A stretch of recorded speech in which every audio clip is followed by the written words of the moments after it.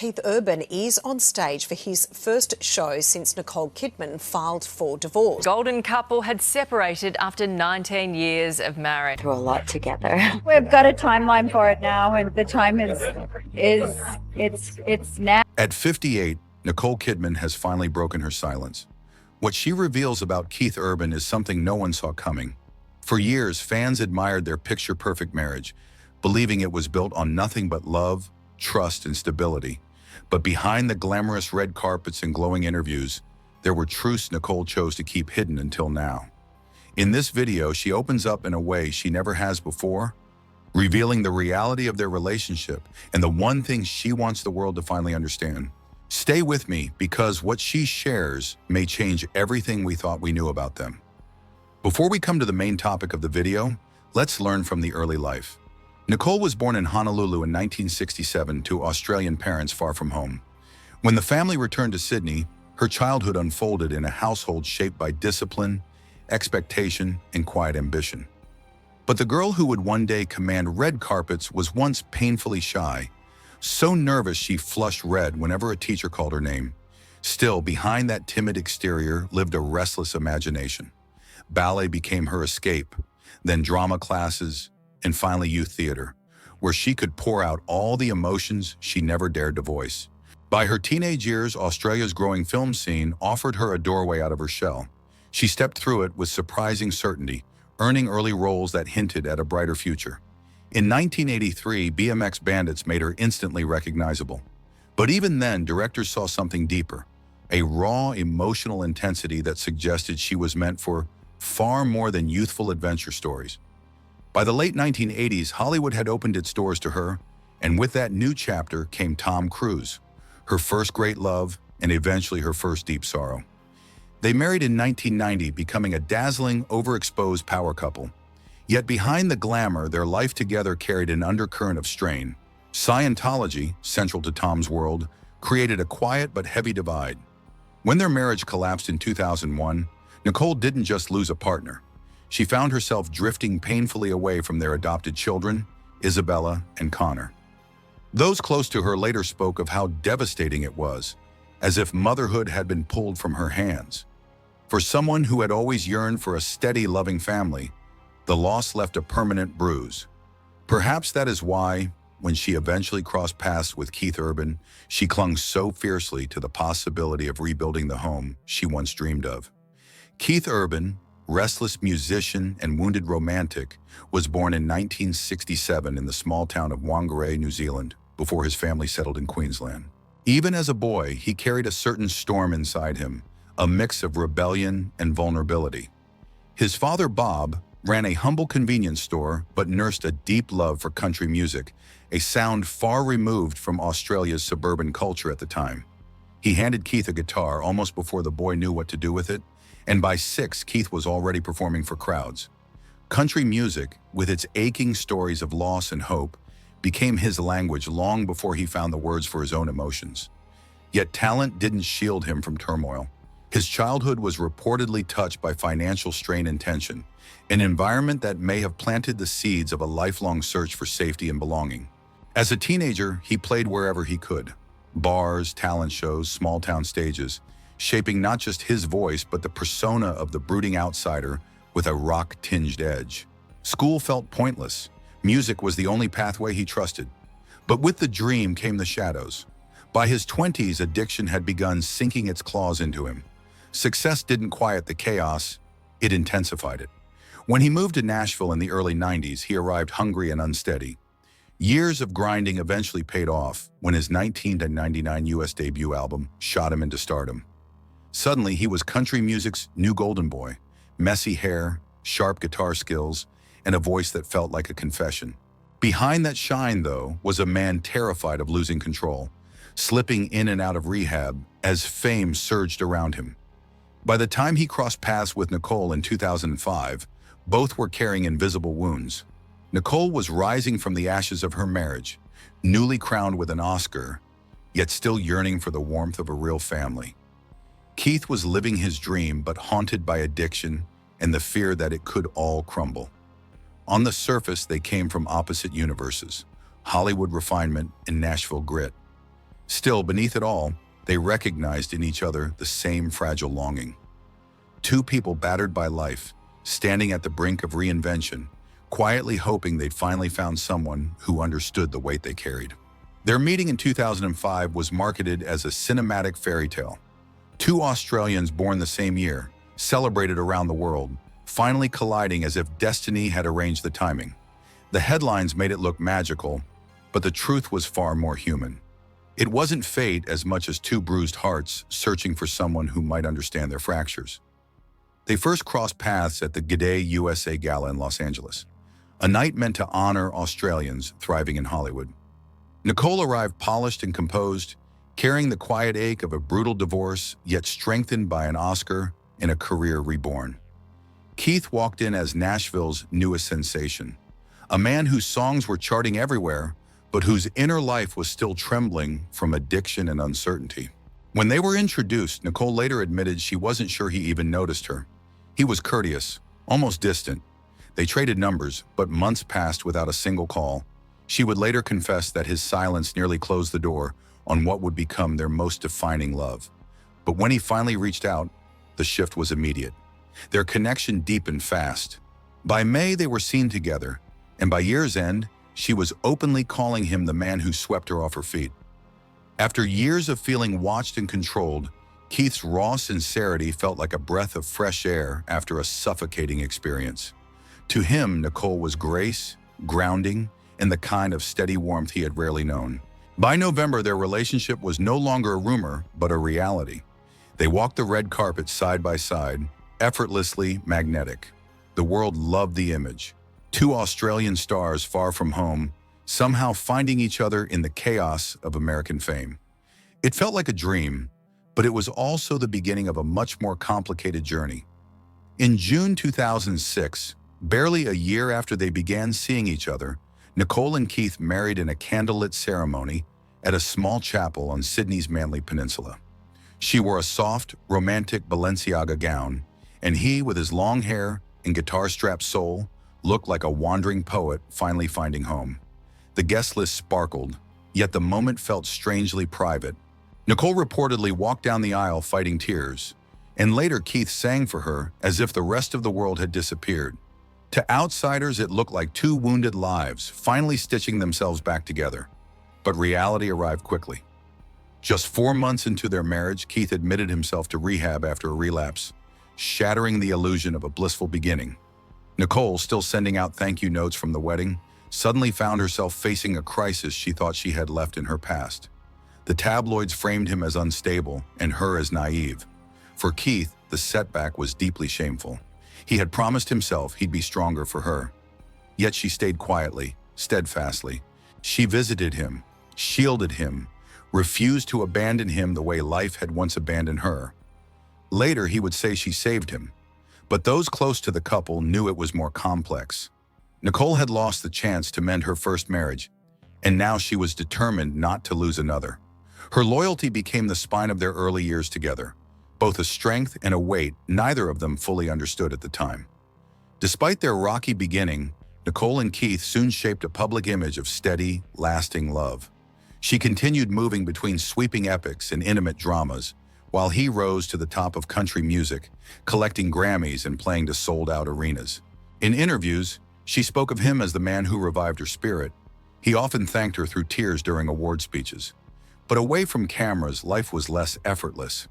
His touring kept him on the road for months, while her film work often took her far from home. They set rules, no long separations, constant communication, but their careers didn't always cooperate.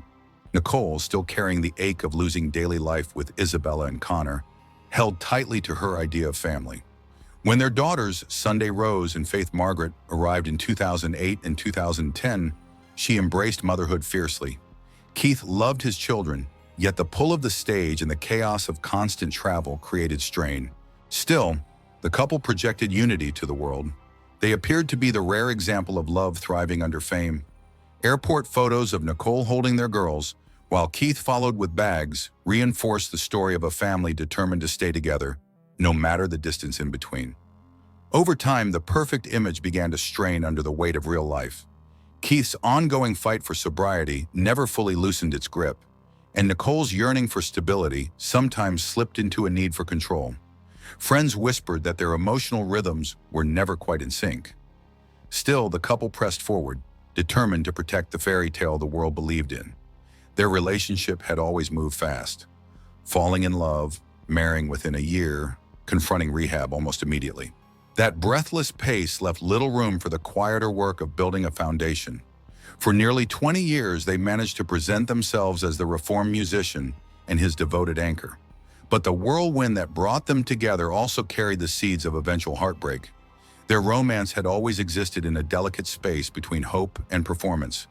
By the time they reached their 10th anniversary, they had weathered more storms than most couples face in a lifetime. Yet the pressure to appear unbreakable never eased. Rumors of tension began surfacing in the mid-2010s, clashes over schedules, late nights, and even Nicole's intensity. They always denied the speculation, arriving arm in arm to events and insisting their bond was unshakable. But cracks rarely stay hidden. Those close to them said Nicole grew weary of carrying the emotional burden of Keith's struggles. She loved him, but the constant worry frayed her. Keith, meanwhile, bristled at being viewed as the one who needed saving. He wanted to be her partner, not her responsibility. Their connection thrived on contradiction, her steadiness against his volatility, her discipline against his vulnerability. But what once drew them together slowly became a quiet source of exhaustion. The world saw resilience. Privately, they fought to hold on. Raising their daughters added another subtle divide. Nicole, shaped by her own painful history with motherhood, leaned towards structure and protection. Keith embraced spontaneity, preferring to be the parent who made everything feel lighter. Neither approach was wrong, but the contrast deepened the distance between them. As the 2020s began, quiet doubts began to circle their marriage. Tabloids claimed they were drifting, arguing, spending too much time apart. Each time a headline appeared, they countered it with a united front, hands clasped on red carpets, soft smiles in interviews, rehearsed assurances that everything was fine. Nicole's calm declaration, "We've never been stronger," became her shield. But beneath those polished denials lay a more fragile truth. Keith was still navigating sobriety, though he never fell as hard as he once had. The fear of relapse clung to their marriage like a shadow. Nicole watched him closely, sometimes too closely. Her vigilance, born from love, became a quiet source of strain. For Keith, being constantly measured, even gently, felt suffocating. For Nicole, shouldering that responsibility year after year drained her. She wanted a partner, not another person to protect from collapse. Over time, the gap between their public and private selves grew wide. At home, they circled the same unresolved conflicts: her need for security, his longing for freedom, her structure against his spontaneity. In public, they amplified the fairy tale. Their red carpet gestures became almost theatrical. His tight grip on her hand, his whispered words, her poised smiles that looked more practiced than genuine. The affection was real but worn, like a script they both remembered yet no longer fully believed. Unspoken resentments slowly gathered weight. Nicole reportedly was tired of carrying the emotional load of the relationship, feeling more like a caretaker than an equal. Keith, meanwhile, bristled at the sense that he was being managed by a woman whose discipline and strength sometimes felt overwhelming. By 2023 and 2024, the rumors sharpened. She began attending events alone. He toured without his wedding ring. Interviews grew noticeably vague. They never admitted trouble, but their silences said more than their words. Nicole spoke about the work of marriage, honest but bittersweet. Keith praised her endlessly, though his declarations began to sound like echoes of a love he was struggling to maintain. Every slow unraveling eventually reaches its moment of no return. For Nicole and Keith, that breaking point arrived in the summer of 2025. By the time autumn approached, the distance between them had become impossible to ignore. Nicole withdrew into the safety of her daughters and close family, choosing quiet routines over the noise of public speculation. Keith went the opposite direction, burying himself in relentless touring, turning each performance into an emotional release that felt almost like a confession. Those close to them insist the split wasn't sparked by a single blow-up. No scandal, no dramatic finale. just two people slowly accepting that they could no longer hold each other up. Nicole, exhausted from years of trying to be both wife and caretaker, finally understood she was losing herself in the process. Keith, worn down by the pressure of living up to her hopes and fears, realized he needed space that marriage no longer offered. So when Nicole filed for divorce in late September 2025, the world reacted with shock, but the signs had been gathering for a long time. Nearly 2 decades of love, recovery, and shared battles had led them to this quiet breaking point. The legal phrase irreconcilable differences felt far too small for what they had endured. She submitted her petition in Davidson County, Tennessee, the place they once called home. The documents were simple, almost understated, yet they marked the end of a long chapter. After 19 years together and 2 daughters, she chose to walk away to preserve what remained of her own peace. Friends say she wrestled with the decision for months, trying to balance the stability of her children with the reality of her own emotional fatigue. Nicole requested primary residential custody, with Keith still sharing decisions about the girl's future. Neither sought spousal or child support, a quiet nod to the independence they'd maintained behind the scenes. Her filing was calm, measured, and intentional. Keith's response, however, carried a different energy, less controlled, more exposed, hinting at the deep hurt he'd been holding back as their once unbreakable bond finally gave way.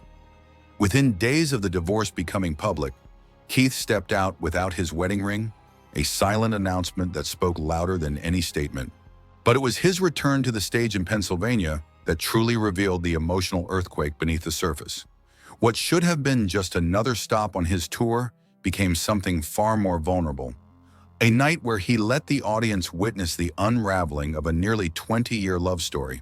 He walked on stage without the band he'd worn for almost half his life, a gesture fans immediately caught. The performance that followed swung between anger, grief, and an aching nostalgia he couldn't quite hide. The most jarring moment came during "You'll Think of Me." Instead of the familiar line, "Take your space and take your reasons," he punched out a new one. "Take your unreasonable reasons." The bitterness in his voice left no doubt that this was personal, a pointed echo of the fractures that had torn the marriage apart. But the fury didn't last. Later, during Heart Like a Hometown, the screens behind him filled with images of him and his daughters, 2 teenagers caught in the middle of a shift neither parent could stop. It was a tender, almost painful reminder that even as their marriage collapsed, family roots still held. Fans also noticed something missing. The Fighter, his 2016 hit long associated with Nicole, was nowhere in the setlist. Its absence felt intentional, as if he was slowly rewriting the soundtrack of their shared history.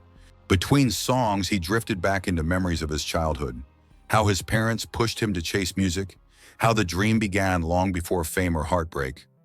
In those quiet moments, it felt as though he was trying to steady himself, reminding everyone, and maybe himself most of all, of the boy he once was before life grew complicated. The emotional spiral didn't stop with the lyric changes. Rumors had already been swirling about his growing closeness to his young guitarist Maggie Baird, whose absence from that night's show only fueled more whispers. Viral clips of him singing altered lines to her at earlier concerts resurfaced online, casting a long shadow over the performance. Combined with his pointed setlist cuts, it all deepened the sense that something far more tangled was happening behind the scenes. By the next morning, the divorce and his onstage outbursts had overtaken every tabloid headline. The media painted Nicole as the woman who had finally reached her breaking point, while Keith was framed as a wounded soul unraveling under the weight of his old battles. Fans split into camps, analyzing every lyric he changed and every expression she wore in public. Nicole had filed quietly, hoping to keep the chaos contained. Instead, his dramatic performance dragged her back into a spotlight she tried to escape. Weeks later, she appeared at a film festival without her ring.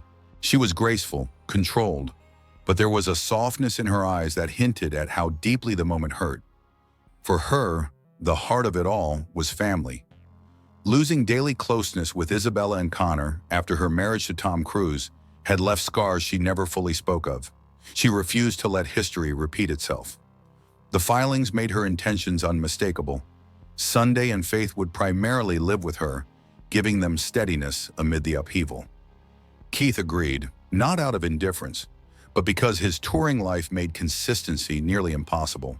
Those close to him said the decision broke him quietly.